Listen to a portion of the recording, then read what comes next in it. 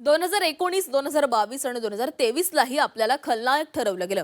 2024च्या पराभवानंतरही आपल्यालाच खलनायक ठरवण्यात आलं, अशी खंत झी 24 तासच्या टू द पॉइंट मुलाखतीमध्ये राष्ट्रवादीचे प्रदेशाध्यक्ष सुनील तटकरे यांनी केलेली आहे. विलिनीकरणाबाबत स्पष्टता येईल तेव्हा काळाच्या ओघात सगळी उत्तरं मिळतील, असंही तटकरेंनी स्पष्ट केलं.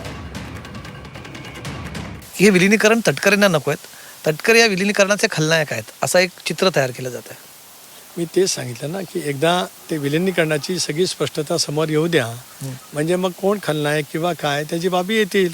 नाहीतरी 19ला दादांनी निर्णय घेतला त्याला मी खलनायक होतो, 22ला निर्णय घेतला तेव्हा खलनायक होतो, 23ला निर्णय घेऊन आम्ही सरकारमध्ये शपथ घेतली तेव्हा मी खलनायक होतो, 24ला पराभूत झालो तेव्हा मी खलनायक होतो. मी कधी नव्हतो खलनायक, पण काळाच्या ओघात त्याची उत्तरं मिळाली ना उत्तर. मी सांगतो ना, आपल्याला माहीत आहे. जेव्हा 19ला दादांचं ते सरकार झालं होतं तेव्हा तुम्ही इकडे होतात, पवारांकडे. दादा तिकडे होते. त्यांना परत आणण्यामध्ये तुमचा मोठा रोल होता हे मला माहिती आहे. मी त्याच्याबद्दल त्या सगळ्या 36 दिवसाचं राजकीय नाट्य झालं तेव्हा दादा परत येईपर्यंत तुम्ही त्यांना तिकडे परत आणलं होतं. त्यांना तुमची भूमिका तुम्ही सांगितली. तुमची भूमिका दादा ऐकत होते.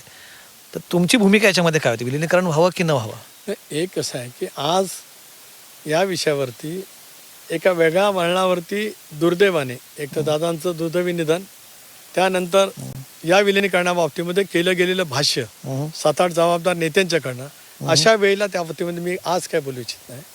त्यांना जे काय माहिती सांगायची असेल ती एकदा माहिती सांगितली जावी, आणि मग जरूर दादांचा एक निकटचा सहकारी म्हणून मला त्याच्या बाबतीमध्ये जे काय राज्यातल्या जनतेसमोर, राजकीय विश्लेषकांच्या समोर सांगायचं असेल ते मी नक्की सांगेन.